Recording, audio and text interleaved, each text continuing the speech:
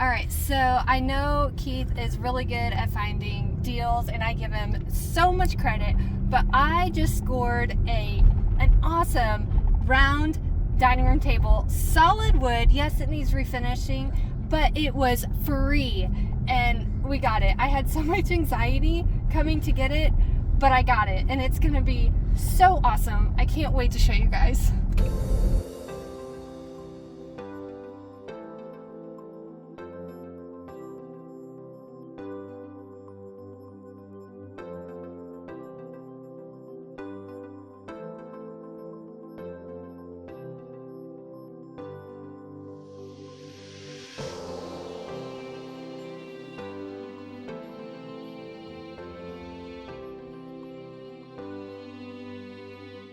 So Keith had a really good idea for painting the dining room. When we were painting our master bedroom, it took forever because we put all that decorative molding up and then painted every little crevice and it took forever. So I went ahead and marked out how tall the new wainscoting is going to be, and I'm going to go ahead and paint the walls.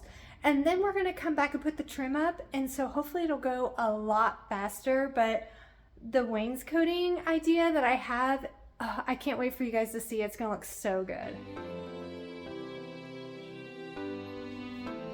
Got my little painting buddy with me again. Let's get going.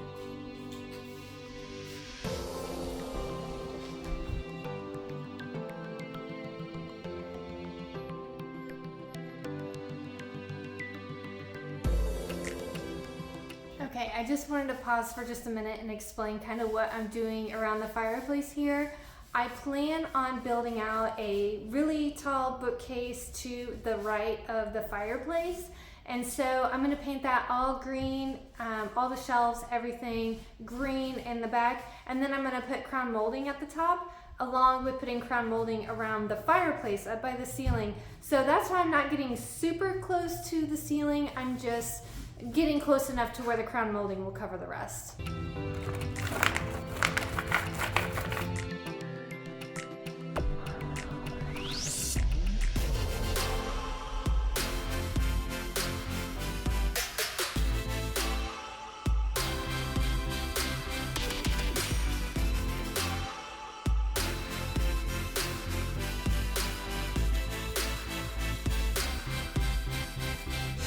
Well, I lost my painter helper yesterday, so I had to finish it myself, and she did not get a McFlurry like she asked. Anyway, I really hate to have the saw inside, but we want to get this trim up, all the wainscoting in our dining room, and this will enable us to work well into the evening after the sun goes down. So we're going to try really hard to keep the dust at a super minimum if we can, and get this up as soon as possible.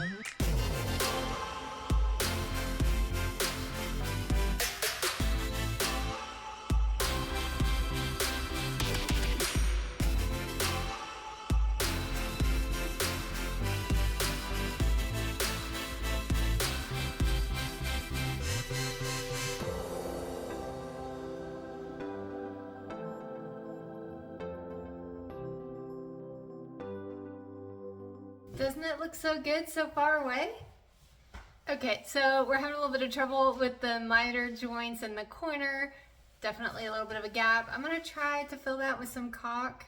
Hopefully, I really don't think it's that bad, but looks good from here.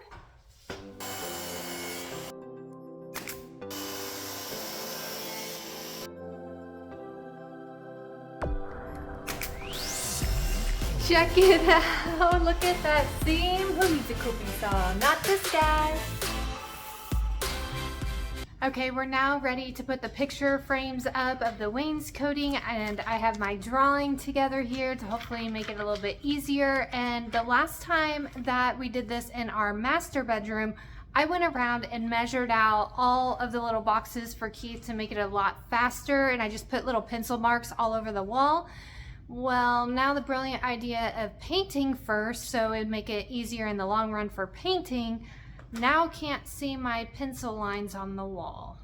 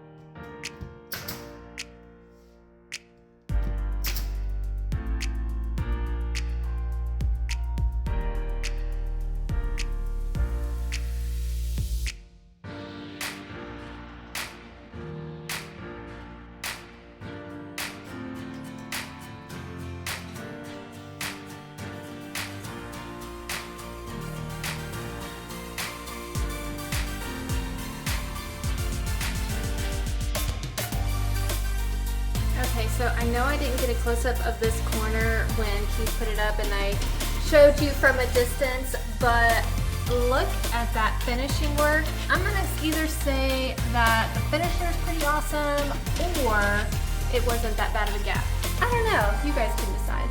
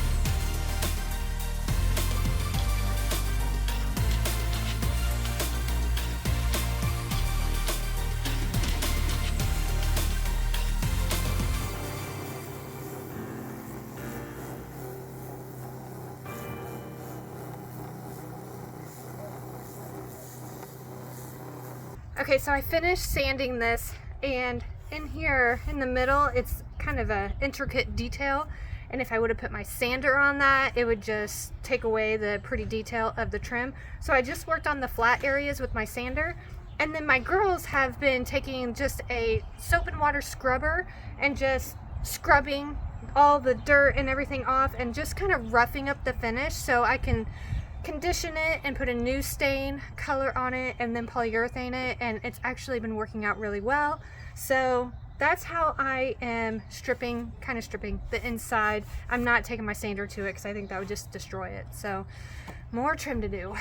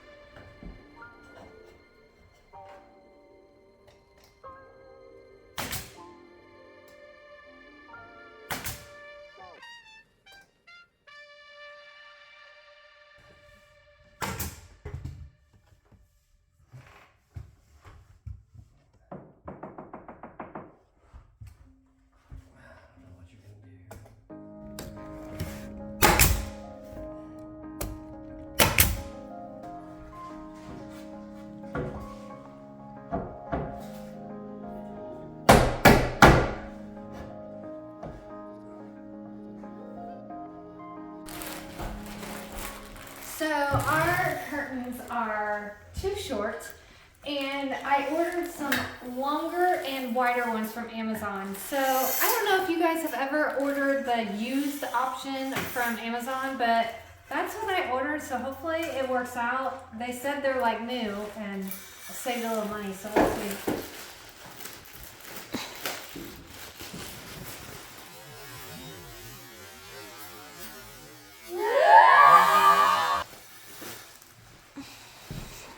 Did you get that? Well, it didn't damage the floor, and now the corner is a little damaged. Seriously? Put it on the backside. And I don't even have this open yet.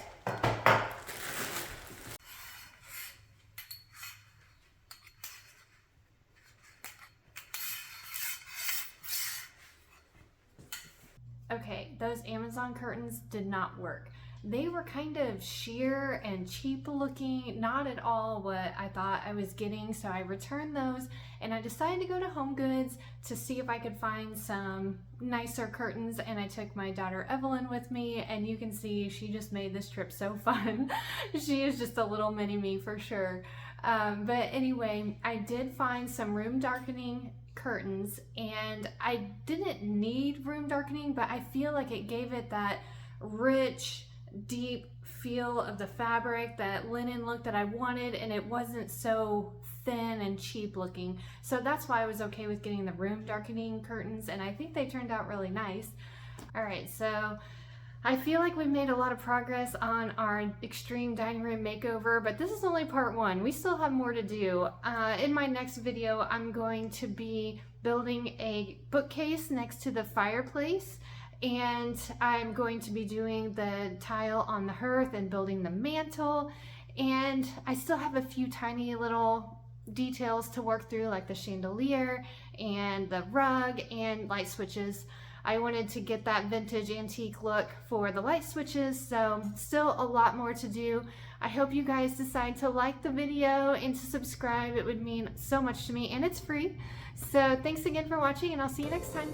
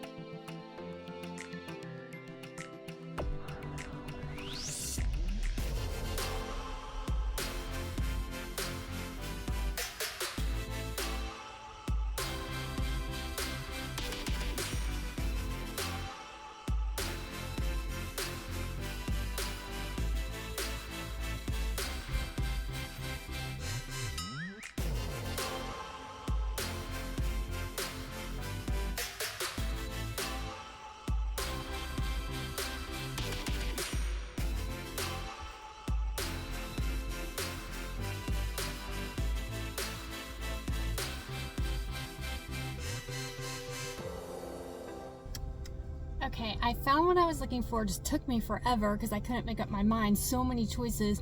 But anyway, I have a truck, and normally you're thinking, oh, you can haul just about anything. Except 8-foot transition strips. Check this out. I have to totally wedge it in there. I'm gonna go home with my window down. At least it's nice out.